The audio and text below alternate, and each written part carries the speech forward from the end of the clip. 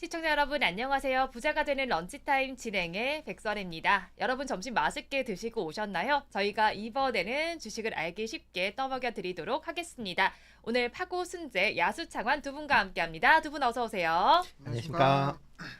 네, 오늘 우리 시장 내마녀의 날을 맞았는데 어떤 변동성이 나타나고 있는지 궁금합니다. 파고 순재님 어떻게 바라보십니까? 네, 뭐 시장 전체적으로는 뭐 코스닥이랑 코스피랑 좀 다르게 움직이고 있는 그런 모습을 좀 보이고 있다라고 보시면 될 것 같고요. 뭐 코스피 같은 경우는 12포인트 이상 지금 상승세를 좀 보이고 있습니다. 특히 이제 대형주 중심으로 좀 상승을 하고 있는데요. 특히 이제 최근에 이제 저 PBR 관련돼서 얘기가 좀 많이 나왔었던 금융주, 그다음에 자동차 관련 주들이 오늘 좀 강한 상승세를 보이고 있고요. 뭐 어저께 엔비디아가 좀 약세를 보이면서 오늘 반도체 관련 주들이 좀 약세를 보이고 있다라고 보시면 되겠습니다. 또 이와 더불어 이제 테슬라에 대한 뭐 어저께 이제 미국에서 이제 부정적인 이제 리포트들이 이제 나오면서 관련돼서 이제 2차 전지 관련돼도 조금 이제 조금 약세를 좀 보이고 있는 그런 모습이다라고 보시면 될 것 같고요. 일단 뭐 전체적으로 시장 분위기로 본다라고 하게 되면 뭐 오늘 그러니까 선물 옵션 만기 영향으로 인해서 조금 이제 장 끝날 때 막 약간의 이제 변동성이 조금 발생할 가능성은 좀 있다라고 보여지고요.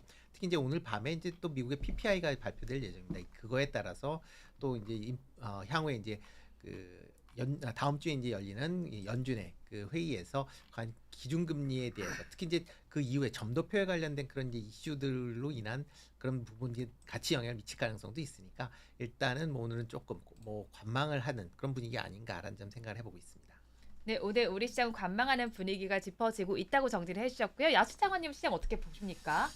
일단은 뭐 수급 쪽에서는 물론 이제 선물 옵션은 동시 만기이기 때문에 좀 우리가 긴장을 놓을 수는 없지만, 근데 최근에 기조를 보시면 오늘이 그렇게 막 불편할 것 같다라는 생각은 많이 안 드셨을 거예요. 왜냐면 최근 3거래일 동안의 선물의 흐름을 좀 살펴보시면 3월물에서의 미결제 확정이 굉장히 좀 많이 감소를 하면서 6월물로 많이 이제 롤오버하는 움직임들이 꽤 많이 나타났거든요. 그래서 이런 최근에 선물에서 이런 롤오버 기조가 나타나고 있기 때문에 그런 관점으로 보면은 이제 선물의 포지션 자체가 별로 안 바뀌었다는 얘기고, 그런 와중에서 외국인에 대한 선물이 강력하게 들어와 주고 있는 상황이거든요. 그렇기 때문에 선물 쪽에서의 이제 막판 패대기만 아니면 사실상 그렇게까지 변동성이 나오기에는 쉽지 않은 상황이고, 또 선물의 매수가 들어오면 기관의 수급이 좀 강력하게 들어오는데, 금일 같은 경우는 연기금에서의 좀 수급이 강하게 들어오고 있어요. 네. 원래는 이렇게 선물 쪽에서의 이제 강한 매수가 들어오면 외국인에서 이제 기관 투자에서 금융 투자가 좀 따라오는 이런 패시브 수급이 있는데, 오늘 같은 경우 연기금이 좀 들어온다 보니까 이게 연기금도 물론 단타를 치지만 그래도 자금의 성격 자체가 금융 투자 대비해서 훨씬 더 좀 장기적인 이런 관점이 있거든요. 그러다 보니까 조금 더 수급적인 부분에서는 좀 튼튼하게 흘러가지 않을까라고 보고 있고, 또 최근에 이제 한 6거래일 정도의 흐름을 봤을 때 프로그램 비차익 순매도 같은 경우도 거의 1조 정도 나갔는데, 전거래일에 사실 외국인과 프로그램 비차익 순매수에 대한 이런 괴리가 좀 일부 발생을 했어요. 그렇게 최근에 흘러간 적이 거의 없었는데 좀 이상하다 싶었는데, 역시나 오늘 장에서 좀 돌아오면서 수급을 좀 맞춰주는 부분들이 있어서 이러한 큰 흐름이라면, 그러니까 선물에서의 좀 변동성이 생긴 걸 프로그램 비차익이 잡아주고 있고, 그 다음에 만약에 이제 프로그램 비차익 순매수에서의 뭔가 이탈이 나오면 차익으로 좀 잡아주는 이런 흐름들이 좀 있었거든요. 그래서 외국인의 수급 플레이가 지속적으로 되고 있고, 아직까지는 이탈될 기미가 그렇게까지 크게 보이진 않기 때문에 긴장을 놓치는 말대 큰 변동성이 나올까라는 부분에 좀 물음표가 있고, 또 이렇게 선물 옵션 동시 만기 때는 많이 올라갔었던 종목군들에서는 좀 빠르게 차익이 나올 수가 있어요. 네. 그래서 수익을 많이 보신 부분에서는 어느 정도 이제 확정을 지어서 내 걸로 만들자. 항상 수익으로만 이렇게 표시되어 있는 건 그냥 숫자에 불과하다. 내게 아니다 라는 생각으로 일단 내 거를 확실하게 만드시는, 네. 오늘 또 화이트 데이잖아요. 표현해서 내 걸로 만들어야 됩니다. 뭘 해야겠습니까? 매도 버튼을 눌러야겠죠. 그래서 그런 관점으로 보시면 좋을 것 같습니다. 야수창환님 표현 좀 하셨나요 오늘? 오늘요? 네. 여기저기 다 이렇게 했습니다. 저는 지금 마음이 급하거든요. 그래서 여기저기 다 이렇게 드리면서 행복한 하루 되세요 하면서 네. 했고요. 그다음에 뭐 저조차도 뭐 사실 수익이 많이 난 부분에서는 뭐 포트에 대한 정리를 해야 된다고 좀 강력하게 생각을 하고 있기 때문에, 그런 부분에서 변동성을 약간 줄여 놓으시는 거는 정말 좋은 선택이다. 라고 생각을 하고 있습니다. 일단 수익이 나는 부분이 있다면 실현을 좀 시켜보자고 정리를 해주셨고요. 저희가 말을 진행하는 동안에 시청자분께서 종목에 대한 궁금증을 좀 남겨주셨습니다. 오늘 포스코홀딩스와 포스코퓨처에 모두가 조금 힘을 내지 못하고 있는 가운데 이런 상황 속에서 신규 매수 시점으로 오늘부터 분할 매수 들어가도 괜찮을지 궁금해 하시거든요. 어떻게 보시나요? 일단 뭐 지금 오늘 이제 주가가 빠지는 이유를 본다라고 하게 되면 이제 어저께 이제 미국 시장에서 웰스파고에서 이제 테슬라에 대한 네. 이제 그 어떻게 보면 매도 보고서라고 봐야 되겠죠. 일단 목표 주가를 이제 125달러로 이제 크게 낮추면서 전반적으로 이제 테슬라 주가가 좀 하락을 했습니다. 그러니까 가장 큰 이유가 이제 전기차의 판매가 상당히 이제 둔화될 것이다라는 부분이고요. 그런 게 현실 올해 아마 본격화될 것이다라는 그런 이제 얘기들이 좀 많이 나오고 있는 그런 상황입니다.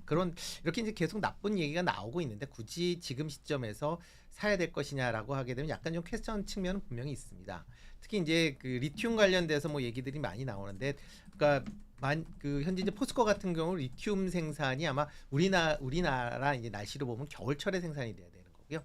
그 여름철 죄송합니다. 그러니까 그 우리나라 날씨로 하면 개월수로 하면 올 가을 정도에나 돼야 이제 리튬이 생산이 된다라고 보시면 될 것 같습니다. 그 전에는 지금은 이제 그 남미 지역이 이제 우기가 거의 끝나가는 시기이기 때문에 지금은 생산하기가 좀 어렵다라고 보여지고요. 그렇다라고 하게 되면 뭐 지금 양극 리튬 관련된 가격이 최근에 이제 조금 상승을 하면서 관련된 이제 소재 관련된 부분들이 조금 강세를 보였던 측면은 분명히 있는데 뭐 아직까지 리튬이 추가적으로 들어온다라고 보기는 아직 좀 시간적으로 상당한 좀 기간이 있어야 되는 거고요. 그 전에 이제 자동차 판매가 전기차의 판매가 얼마만큼 회복하는지를 확인하신 이후에 투자하셔도 늦지 않지 않을까라는 생각을 해보고 있습니다. 네, 어느 정도 확인을 하고 투자를 해봐도 좋겠다라고 전해주셨는데 저희 약간 오늘 좀 불안정한 것 같아요. 이 부분 양해의 말씀 좀 부탁드리도록 하겠습니다. 자, 그럼 야수창화님은 그 포스코 홀딩스와 포스코 퓨처에 어떻게 바라보십니까? 좀 시간이 필요하다라고 생각을 좀 드리고 싶어요. 왜냐면은, 그러니까 이제 우리가 이런 것들을 이해를 할 때 종목으로 접근하면 사실 좀 많이 피곤합니다. 그래서 먹는 걸로 생각을 하면 좀 편하거든요. 예를 들어서 돼지고기 가격이 이제 정육점 가서 고기 사시잖아요. 그럼 돼지고기 가격이 계속 바뀌는데 통상적으로 이제 돼지고기에 대한 생산량이 줄어서 가격이 떨어지는 것과 네. 이제 어느 정도 이 수요가 유지가 되면서 가격이 떨어지는 건 좀 다른 의미의 얘기거든요. 네. 그런 부분에서 이제 공급이 엄청 늘어난다거나 이런 부분인데 사실 지금 전기차에 대한 뭐 리튬이나 이런 거 다 내려놓고 봐서 네. 전체적인 이 판매량을 좀 생각해 보실 필요가 있을 것 같아요. 지금 이제 이 전기차 쪽에서는 캐즘 얘기가 나오고 있잖아요. 그 얘기는 결국에는 이제 이런 수요단에서의 정말 명확한 뭔가가 달라지는 무언가가 보여줘야 되는데 아직까지는 그러지 못하고 있다라는 거죠.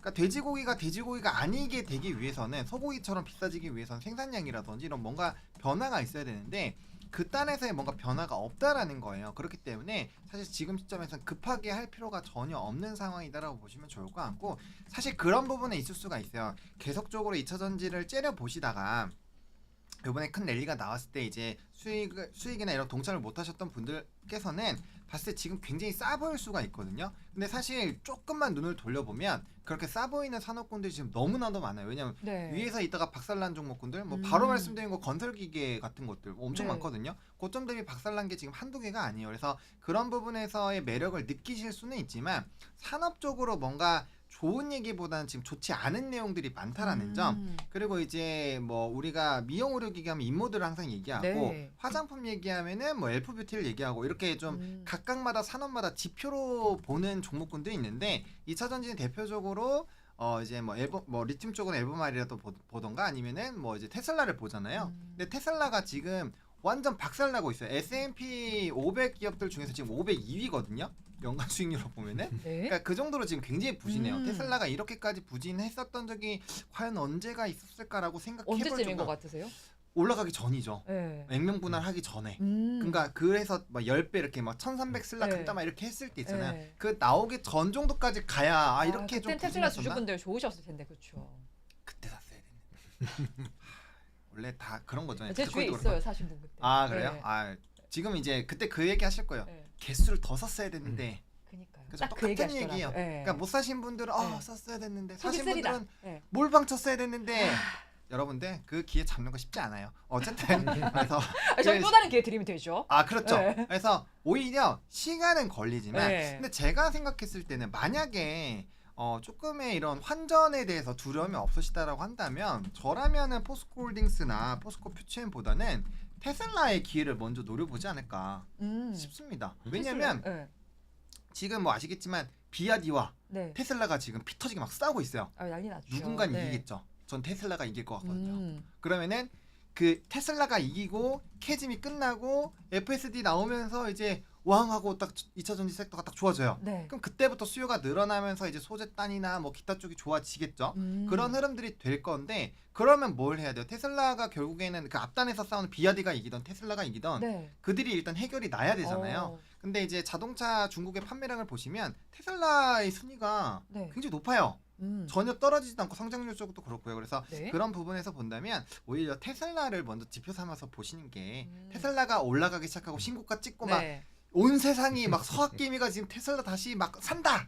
네. 이럴 때 포스코 퓨처엠과 네. 포스코 홀딩스를 사셔도 전혀 늦지 않다.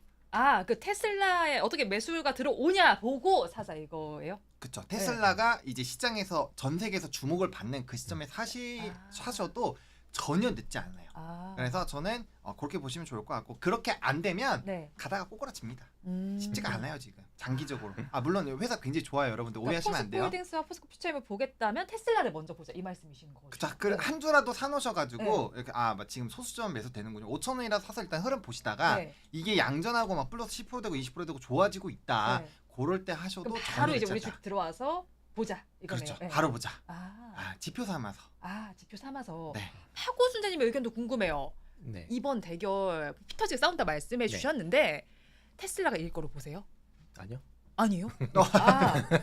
저는 반대입니다. 잠깐만. 좀 약간. 두 분 약간 파이팅 하시는 거예요 오늘? 제가 그렇습니다. 중재해 드릴게요. 네. 일단 뭐 지금 뭐 테슬라하고 이제 BYD하고 이제 뭐 중국 시장 내에서 지금 네. 뭐 판매를 하고 있는데 뭐 일단 중국 시장 내에서는 BYD가 좀 더 이제 우세를 이제 차지하고 있다라고 보시는 게 맞지 않을까 싶습니다. 뭐 테슬라도 이제 그런 거기 때문에 시장 점유율을 유지를 하기 위해서 계속 지금 자동차 가격을 인하를 하고 있는 그런 상황이고요. 물론 이제 자동차 가격을 인하할 수 있었던 가장 큰 이유는 2차 전지 가격이 계속 지금 하락을 하고 있다라는 부분인데 네. 2차 전지에 대해서 구매 가격으로 본다라고 하게 되면 BYD가 테슬라보다 더 낮게 구입을 합니다. 그러니까 왜냐하면 BYD는 자체적으로 뭐 거의 대부분의 이제 2차 전지 밸류체인을 갖고 있기 때문에 네. 그렇기 때문에 상대적으로 싸게 이제 구매를 할 수 있기 때문에 장기적으로 보면 BYD가 좀 더 가격을 더 많이 낮출 수 있다라고 생각이 되고 있고요. 특히 이제 뭐 그러니까 지금 이제 어저께 나왔던 이제 웰스파고 보고서에서도 보면 그 전기차에 관련된 부분이 과거에 이제 고급차 중심이었다라고 하게 되면 캐즘이 지나면서 중저가 그런 이제 차종의 판매가 확대가 돼야 된다라고 얘기를 하고 있는데 지금 테슬라 같은 경우는 지금 어느 정도 프리미엄급 자동차다라는 이미지가 좀 네. 강합니다. 그렇기 때문에 돈이 없으신 분들은 구매하기가 좀 어려울 것 같고요. 특히 뭐 지금 테슬라가 지금 모델 이제 2에 대해서 이제 지금 얘기들을 하고 있는데 네. 지금 2026년도에 뭐 출시가 된다라고 했다가 2027년도로 1년 미룬다라고 얘기한다라는 건 그만큼 이제 중저가 차량의 가격을 맞추기 생각보다 쉽지 않다라고 생각이 되고 있고요. 그러다 보면 테슬라가 현재 계속 가격을 낮추고 있는데 자동차 판매는 정체돼 있다라고 네. 하게 되면 수익성이 떨어질 수밖에 없습니다. 그래서 뭐 최악의 경우에는 뭐 일반 그러니까 전기차가 아니라 이제는 내연기관 차들과 동일한 평가를 해야 되는 거 아니냐라는 얘기까지 나오고 있습니다. 네. 만약 그렇다라고 하게 되면 웰스파고 보고서에서 잠깐 언급이 됐었는데 네. $40대까지 내려가야지 정상이다라는 이제 얘기를 했습니다. 그러니까 테슬라 주주들이 들으면 화날 일이에요. 뭐 진짜. 그렇죠. 그죠? 그러니까 네. 네, 일단 지금 상황에서 보면 네. 지금 수익성으로 보면 계속 떨어지고 있습니다. 뭐 네. 지금 영업이익률이 뭐 계속 이제 두 자릿수를 기록을 하다가 네. 이제는 한 자릿수로 내려왔거든요. 그러니까 뭐 기아나 뭐 지금 현대차보다도 영업이익률이 떨어집니다. 그러니까 그렇게 되면 네. 지금 전기차 가격이 지금 상황에서 추가적으로 인하한다. 그럼 뭐 미국 GM이나 포드만큼의 영업이익률 수준으로도 떨어질 수밖에 없다라고 하면 GM 포드 기준으로 보면 네. 뭐 테슬라 엄청나게 비싼 거죠. 네, 그냥 그렇게 생각을 하시면 되지 않을까 싶습니다. 그러니까 향후에 얼마만큼 전기차 시장이 확대할 거냐, 네. 그리고 그 과정 내에서 과연 테슬라가 어느 정도의 점유율을 유지할 수 있는 거냐에 따라 달라진다라고 보여지는데요. 일단 중저가 시장이 계속 커진다라고 하게 되면 테슬라의 판매 비중이 계속 줄어들 수밖에 없지 않을까라는 생각을 해보고 있습니다. 뭐 테슬라 쉽지 않다 이렇게 좀 정리를 해 주셨습니다. 반론 있으세요? 아, 반론 있죠. 네. 일단 저희 이게 테슬라 싸움국이 제일 재밌거든요. 테슬라 주주분들 대표해서 제가 네. 반론을 좀 내놓자면은 이번에 이제 웰스파고에서 네. 제가 또 사람 비방을 하고 싶진 않았거든요. 근데 또 이 얘기를 해야 될 것 같아요, 여러분들. 그 애널리스트 순위를 좀 체크해 보실 필요가 있는데 네. 그분의 애널리스트 몇이에요? 6,800명들 중에서 네. 6,500등 정도 됩니다. 네, 여러분들 일단은 그리고 제가 봤을 때는 뭐 웰스파고 뭐 그분 비방하는 게 아니라 순위를 그냥 말씀드린 거예요. 놓자고 우리 말씀드린 거예요. 팩트니까.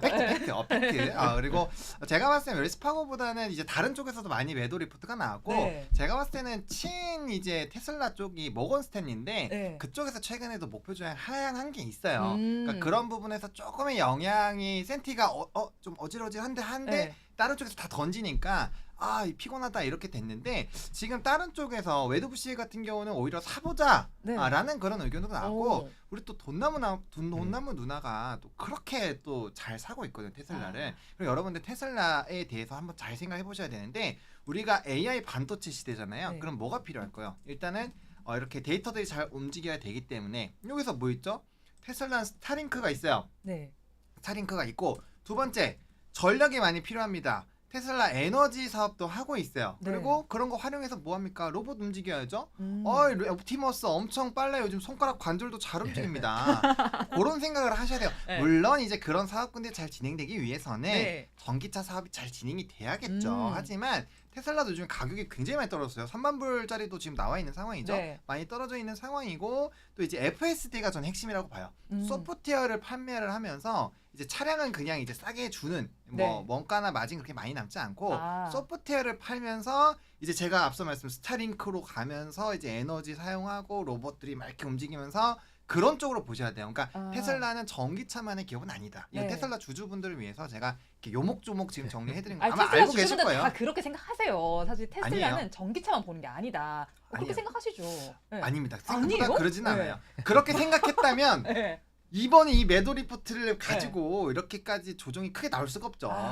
전기차 업황이 흔들리면서 테슬라가 흔들리고 있잖아요. 네. 그러니까 아직은 전기차로만 회사로만 보시는 분들이 굉장히 많다. 네. 왜냐하면 테슬라가 개인 주주들이 굉장히 많아요. 그래서 그런 수급적인 부분에서는 개인은 팔고 근데 한번 잘 뜯어보세요. 오히려 이제 자산운용이나 이런 기관에서는 지금 대량 매수해주고 있습니다. 그래서 항상 우리가 이제 수급적으로 봤을 때 우리가 공포에 이렇게 떨 때는 우리는 팔고 기관은 산다라는 점 그리고 그 시기가 지나서 어느 정도 지났을 때 기관이 열심히 팔 때 우리는 환호하면서 와 간다 하면서 우리는 열심히 따라간다는 거 네. 그걸 한번 생각을 해보신다면 여러 가지 관점으로 좀 바라보실 수 있지 않을까. 근데 뭐 전기차로만 놓고 본다면 네. 우리 또 파고 선재님께서 말씀해주신 것처럼 상당히 아직까지는 좀 쉽지 않다. 좀 비아디한테는 얻어맞고 있다. 네. 정도로 보시면 좋을 것 같습니다. 네, 테슬라를 전기차 기업으로만 보느냐 아니냐에 따라서 시각이 다르다라고 볼 수가 있겠습니다. 자, 그리고 오늘 시장에서 좀 핫하게 움직이는 섹터를 좀 살펴볼게요. 조선 섹터 오늘 너무 잘 갑니다. 묵직한 섹터인데 최근 들어서 뭐 이슈들이 꽤 많이 나와 있는 상황이죠. 뭐 배값도 오른다 이런 소식도 전해지고 네. 있고요. 오늘 조선섹터 오르는 이유 어디서 찾을 수 있겠습니까? 일단 뭐 그동안 조금 조선 관련주도 좀 쉬었다라고 보시면 될 것 같습니다. 뭐 실적은 계속 좋아진다라고 얘기는 하고 있지만 그래도 이제 어느 정도 오른 거 아니냐라는 이제 그런 인식 때문에 조금 조정을 받았다라고 보여지는데요.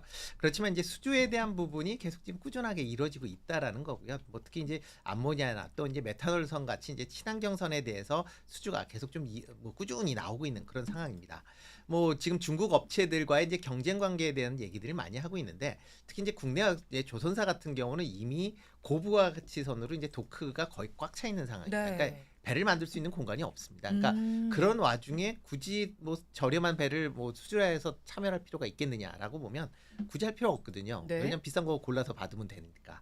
그렇기 때문에 이제 수주 측면에서 보면 그렇게 생각을 하시는 게 더 맞지 않을까 싶고요. 뭐 그렇지만 그런 와중에도 수주가 계속 그냥 꾸준하게 증가하고 있다라는 건 그만큼 향후에 이런 이제 관련된 그 조선업에 대한 그런 이제 전망이 밝다라고 보여지고요. 또 하나가 이제 IMO에 관련된 부분입니다. IMO가 이제 탄소 배출권을 이제 줄이자라고 얘기를 많이 하다 보니까 현재 이제 계속 친환경 선박에 대한 얘기들이 많이 나오고 있습니다. 특히 이제 2050년도에 이제 탄소 제로를 이제 목표로 하고 있기 때문에 2027년도서부터는 어느 기준선 이상의 탄소 배출을 하는 그런 선박에 대해서는 아니면 네. 선사에 대해서 지금 이제 그러니까 벌금 형태의 범칙금을 이제 물릴 것이다라는 네. 그런 이제 논의도 될 만큼 향후에 이런 친환경 관련된 선박에 대한 운행을 좀 더 확대시켜야 되는 그런 부분이 있고요. 그러다 보면 기존에 이제 오래된 선박들에 대한 교체 수요가 네. 계속 있을 수밖에 없습니다. 그러니까 이번에 이제 조선 사이클이라는 게 단발성으로 끝나는 게 아니라 향후 본다라고 하게 되면 50년 계획을 세우고 이제 전반적인 선박들이 바뀌는 네. 그런 이제 사이클 아닌가라는 제 개인적인 좀 생각을 해보고 있습니다. 네, 조선 사이클 짧게 끝날 사이클이 아니다. 50년까지도 바라볼만 하다라고 정리를 해주셨고요. 이 조선주 오늘 움직이는 게 사실 미중 무역 갈등이 좀 확산되면서 네, 여기 맞습니다. 영향을 받는 거 아닙니까? 맞습니다. 일단 기본적으로는 이제 파고 선재님께서 잘 정리해 주신 네. 것처럼 그런 게 기반이 깔려 있는 상황에서 네. 노이즈가 발생을 하니까 수급이 쏠린다라고 보시면 음. 좋을 것 같은데요. 일단은 이제 전미 철강 노조, 뭐 국제 기계항공 노조 이런 네. 좀 5개의 노조가 미국 무역 대표부에 이제 항의를 했습니다. 이제 단가를 후려친다 중국 쪽들이. 그래서 수익성이 안 된다. 막 네. 이렇게 지금 강력하게 항의를 하고 있습니다. 근데 지금 바이든 대통령이 뭘 해야 되죠? 표심을 관리해야 되지 않겠습니까? 지금 할 때죠. 네. 그렇죠. 그래가지고 그 부분이 굉장히 좀 강력하게 부풀려지면서 그렇게 된다면 지금 최근에 보세요. 반도체 지금 패고 있죠. 그 다음에 얼마 전에 뭐 있죠? 바이오 쪽 팼잖아요. 지금 이게 철강으로 가면서 조선업으로 영향이 될 거다. 후판 가격에서 이제 단가 후려친다는 얘기들이 지금 나오고 있는 상황이거든요. 그래서 그런 부분에서 이벤트가 생긴다면 1위 입장의 중국이 지금 굉장히 많이 흔들릴 수가 있다라는 거죠. 네. 앞에서 잘 말씀해 주신 것처럼 지금 우리나라 같은 경우는 LNG라든지 암모니아 선에서는 여전히 독보적인 지위를 갖고 있지만 메탄올 쪽에서는 지금 거의 5대5 수준이에요. 네. 박빙으로 붙고 있거든요. 나머지 쪽에서는 사실 조금 뭐 가격적으로 밀리는 것도 일부 있습니다. 그래서 사실 우리나라에서는 지금 전체적인 선박에 대한 이런 물량을 늘리기보다는 공급자 우위 시장에서 얼마나 비싼 것들을 잘 선별해서 이제 가져오느냐 그게 핵심인데 만약에 미국 쪽에서 중국을 이렇게 패기 시작을 한다면 네. 규제로 그렇게 된다면 우리나라는 굉장히 좋은 시장이 마련이 된다라는 거죠. 말씀 주신 것처럼 뭐 신조성가라든지 이런 게 굉장히 좋은 상황에서 네. 그러면은 지금 다른 데로 배가 갈 데가 없어요. 일본은 지금 거의 뭐 조선업 박살 났습니다. 그래서 갈 데가 별로 없거든요. 이제 중국만 이제 없어지면은 사실 우리나라는 굉장히 지금 훨훨 날아갈 수 있는 상황이에요. 그런 상황인데 앞에서 잘 말씀해 주신 것 조선업황이 턴을 하고 있고 신조석가 좋아지고 있고 수주 네. 잔고 빡빡빡 돼 있고 너무너무 좋고 덕고 차 있고 네. 그런 상황이기 때문에 아무래도 좀 이렇게 뭔가 달라질 수 있는 네. 그런 흐름들이 많이 돼 있다. 근데 조선업을 투자하신 분들 아마 이런 얘기 할 거예요. 나 조선 투자하다가 살이 나오겠다. 너무 힘들다. 이런 얘기를 하실 너무 텐데 공감되는 말인 것 같아요. 그건 어쩔 수 없습니다, 여러분들. 우리가 휴대폰 만드는 시간과 네. 배 하나 만드는데 시간이 다르잖아요. 다를 수밖에 없죠. 산업의 사이클이 네. 다르니까 음. 조금 답답하실 수 있지만 장기적으로 봤을 때는 정말 정말 차화정 엄청 갈 때 막 조선이 네. 엄청나게 대장했을 때 그때 언제입니까? 벌써 10년, 20년? 10년 네. 됐죠. 엄청 10년. 오래됐거든요. 벌써 10년 만에 변압기도 아. 10년 만에 사이클 와서 날아가잖아요. 조선도 이제 기회가 네. 오고 있습니다, 여러분들. 그래서 조금은 차분하게 묵직하게 좀 바라봐 주시면 어떨까라는 생각입니다. 조선 지금 기회가 오고 있는데 사실 그럼 탄력적인 면에서는 기자재 봐도 되지 않을까요? 기자재요? 네. 물론 기자재도 나쁘지 네. 않죠. 하지만 저는 조선주로 선택을 하겠습니다. 그럼 그 안에서 뭐 선택하실 거예요? 저는 네. 사실은 오늘은 이제 뭐 하나오션이라든지 네. 삼성중공업이 센데 저는 그래도 HD 한국조선해양을 좀 선택을 하고 싶어요. 왜요? 왜냐면 전체적인 LNG 수주, 그러니까 친환경 선박에 대한 전체 수주량을 봤을 때 과반 이상이 HD 한국조선해양이 가져갑니다. 이거는 이제 현대사모중공업에 대한 이런 메리트가 있는데 이 조선소가 이제 뭐 작년에도 수주 목표치 200%를 넘게 하면서 이 HD 한국조선해양이 엄청난 수주를 만들어내는 네. 그런 데 기여를 투했고 또 이게 조선소가 이제 태풍이나 이런 궤도를 다 피해가요.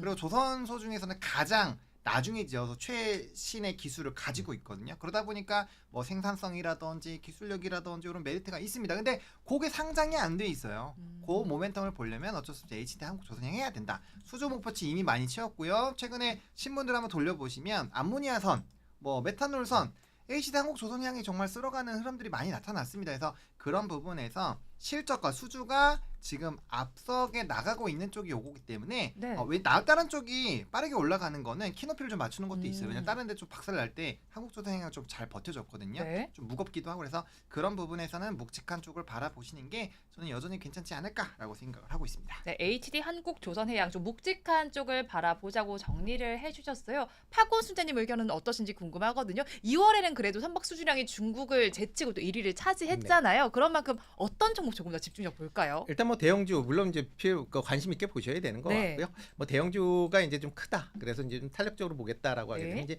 기자재 쪽으로 보셔도 나쁘진 않을 것이다라고 좀 생각을 해보고 있습니다. 뭐 기자재 한다라고 하게 되면 첫 번째 봐야 될 게 이제 선박용 엔진. 네. 뭐 엔진 관련 뭐 배를 만들면 엔진이 같이 딸려 들어가야 되는 네. 그런 상황이기 때문에 엔진 관련된 부분은 여전하게 좀 관심 있게 보셔야 될 것 같고요. 그 중에서 뭐 지금 하나 계열의 이제 HSD 엔진 조금 좀 관심 있게 보시면 어떨까라는 생각을 해보고 있고요. 그다음에 이제 본행제 관련된 부분도 여전히 관심 있게 보셔야 될 것 같습니다. 뭐 이제 본행제가 LNG에도 뭐 들어간다라고는 하지만 네. LNG 이외에 다른 이제 연료에 이제 추진선을 하게 되면 기본적으로 이제 온도가 영하권으로 이제 낮춰야 되는 그런 문제고요. 그걸 보관하기 위해서는 이렇게 이제 본행제가 뭐 같이 들어갈 수밖에 없다라고 보여집니다. 그러니까 친환경 선박을 위해서는 이제 본행제 수요가 계속 증가한다라고 보면 본행제 관련된 기업도 뭐 최근에 이제 주가가 좀 많이 좀 하락을 했었는데 여전히 관심 있게 좀 보셔야 되지 않을까라는 생각을 해보고 있습니다. 네, 선박용 엔진과 그리고 본행제 관련된 기업을 바라보자고 정리를 해주셨고요. 자, 오늘 시장에서는 역시나 뭐 국제 유가 이슈 때문일까 정유주도 잘 가는 모습이 나타나고 있네요. 자, 오늘 이 흐름 어떻게 보시나요? 네, 국제유가 같은 경우는 아시겠지만 지금 이제 지정학적 리스크와 좀 연관이 되어 네. 있습니다. 그래서 항상 말씀드리는 부분이지만 이게 공급에서의 문제인지 수요에서의 문제인지 이게 굉장히 중요해요. 네. 수요와 공급이 이제 적용이 되는 쪽이 대부분 원자재 쪽이거든요. 자재 쪽, 소재 네. 쪽 다 이런 쪽인데 공급에서만 이슈가 있는 것은 크게 가지 못합니다. 아, 네. 수요에서 문제가 있어야 오래 가는 거예요. 그렇죠. 네. 수요가 올라가는 상황에서 공급에 문제가 생겨야 정답이고 일단은 수요가 일단 무조건 기반이 되어 있어야 돼요. 네. 근데 지금 유가 같은 경우는 두 가지 이벤트가 있습니다. 첫 번째는 이제 드론의 공격이 있었고, 그다음에 이제 미국 에너지 그 청에서 이제 원유 재고를 발표를 하는데 그것도 네. 줄었어요. 네. 그러다 보니까 이것도 공급도 계속 줄이고 있는 상황에서 재고도 별로 없네. 약간 이러니까 이제 그럼 유가 이러면서 슉 올라간 거거든요. 네. 핵심은 그건데 문제가 뭐냐? 중국이 지금 경기가 별로 안 좋죠. 물론 좋아지고는 있어요. 정책도 많이 하고 있고 일부 금융주도 좋아지고 있고 지수도 많이 올라오긴 했습니다. 하지만 원론적으로 봤을 때 우리가 코로나19 이전에 중국 얼마나 짱짱했어요. 수요 진짜 엄청 많이 나왔거든요. 네. 그럴 때와 비교했을 때는 아직도 상당히 부진하다. 그러면 원유에 대한 이런 수요가 한정적인 상황에서 계속 줄여봐야 뭐합니까? 어차피 거기서 거긴데. 그래서 큰 흐름에서의 빅트림은 안 나온다. 네. 물론 배럴당 80 넘어가고 일부 좀 빼꼼 들 수는 있어요. 거기까지예요. 근데 수요가 받아지면은 뭐 90, 네. 배럴당 90, 뭐 100 가겠죠. 그렇게 되면은 이제 여러 부분에서 문제가 생겨요. 일단 네. 첫 번째, 물가에 대해서 굉장히 힘들어지기 때문에 지수가 박살날 수 있습니다. 네. 왜냐면 뭐 이따가도 말씀드리겠지만 뭐 전 재무장관이죠. 네. 제니 옐런 장관이 또 이제 막 그런 얘기 했거든요. 막 물가 뭐 예전처럼 돌아가기 어렵다 막 이런 얘기를 하고 있는 상황에서 주거랑 에너지가 사실 이번 CPI에도 좀 영향을 많이 미쳤기 때문에 그런 부분에서의 좀 부담감이 일부 있을 수 있다 정도까지로 조금 이어보시면 좋을 것 같습니다. 네, 유가 살펴봤을 때 지금은 공급적인 문제인 만큼 수요적인 문제가 아닙니다. 그래서 너무 길게 끌고 갈 사안은 아니다라고 이야기를 해주셨고요. 파고스님 덧붙일 의견 있으실까요? 네, 뭐 비슷합니다. 일단 네. 뭐 지금 러시아 쪽에 이제 수출 관련된 부분이 좀 문제가 됐다라고 보여지는데요. 그렇지만 이제 러시아가 지금 뭐 여러 이제 수출 규제가 지금 다 돼 있는 그런 상황이고 지금 뭐 중국 쪽하고 이제 파이프라인으로 인해서 이제 파이프라인으로 이제 배송이 됩니다. 그러니까 그런 식으로 따지면 지금 러시아에서 지금 뭐 해안 드론 공격을 받았다라고 하게 되면 뭐 일시적인 그런 이제 내용이다라고 보시는 게 더 맞지 않을까라는 생각을 해보고 있고요. 다만 이제 그 이런 이제 조금 전에 이제 말씀하셨듯이 그 원유의 수요를 이제 올릴 수 있는 그런 부분이 어떻게 될 것이냐라는 부분입니다. 그러니까 뭐 과연 이제 중국이 지금 뭐 다시 경제가 이제 호황이 되면서 뭐 원유의 사용량이 커진다. 그렇게 되면 좀 달라지겠죠. 근데 그렇지 않다라고 하게 되면 만약 유가가 조금이라도 올라간다라고 하게 되면 미국 내에서 다시 또 이제 채굴이 또 활발히 좀 이어지면 네. 러시아발 이런 이제 공급 이슈는 금방 또 사그라질 가능성도 있다라는 점 생각을 해보고 있기 때문에 아마 그 에너지 관련된 부분은 길게 본다라기보다는 단기적인 아마 그 테마 성격으로 보시는 네. 게 좀 더 맞지 않을까 싶습니다. 네, 이슈가 나왔을 때 테마로 바라보자 네. 이것이네요. 자 그렇다면 팔고순자님 오늘 벌써 이제 선물 드릴 시간이 됐거든요. 오늘 네. 선물 어떤 거 주실 거예요? 네, 뭐 저는 뭐 항상 관심 많은 자동차. 자동차. 네. 네. 오늘 이 자동차 가지고 저희 좀 사탕 좀 많이 사 먹을 수 있을까요? 네, 일단 뭐 바로는 드실 수는 없을 것 같고요. 네. 조금 갖고 계시면 이제 되지 않을까 싶고요. 뭐 대표적으로 뭐 저 몇 번 말씀드렸던 이제 현대모비스 여전히 좀 관심 있게 보셔야 네. 되지 않을까 싶습니다. 뭐 지금 뭐 저 PBR 관련된 그런 뭐 오늘 이제 스튜어트십 관련된 또 얘기가 있으면서 네. 이제 기관 투자가들이 아마 또 이제 매수를 할 걸로 이제 보여지고 있고요. 그리고 이제 현대모비스 같은 경우에 저 PBR의 이제 대표적인 어떻게 현대차보다 더 PBR이 낮은 그런 이제 기업이다라고 보시면 될 것 같습니다. 특히 최근에 이제 현대차 쪽에 이제 매출 비중을 좀 줄이고 그다음에 글로벌 이제 완성차 업체들의 이제 전장용 부품의 수주가 계속 좀 꾸준히 있다라고 보시면 될 것 같고요. 그만큼 이제 전장용 부품에 대한 경쟁력 부분도 같이 좀 주목해서 보시면 어떨까 싶고요. 뭐 현대차가 의 지분을 20% 정도를 갖고 있기 때문에 향후에 현대차 관련된 뭐 이제 거버넌스 이슈가 있다라고 하게 되면 그런 부분도 같이 좀 주목해서 보시면 좋을 걸로 보여집니다. 네, 현대모비스 선물로 주셨습니다. 그렇다면 야수장관님 어떤 달콤한 선물 준비하셨어요? 아 일단은 처음에 원래 조선을 좀 준비를 네. 했는데 이게 오늘 오기 전에 다 올라버렸어요. 좀 너무 아쉽다라는 생각이 들고 있고 근데 제가 이 시간에 반복적으로 말씀드렸던 종목군들이 있어요. 네. 참 비트코인 제일 많이 말씀드려요. 어마어마하겠죠.